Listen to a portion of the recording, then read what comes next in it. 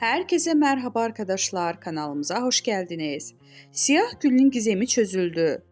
Sevgilisi Hande Erçel ile ödül törenine katılan Hakan Sabancı, yakasındaki siyah gülü sorulunca muhabirlere sinirlenerek röportajı sonlandırıp bulunduğu ortamdan ayrılmıştı. Sabancı'nın yakasındaki gülün sorulmasına bu kadar sinirlenmesi merak uyandırdı. Hakan Sabancı'ya bu kadar kızdırılan yaka çiçeğinin gizemi sırrı çözüldü.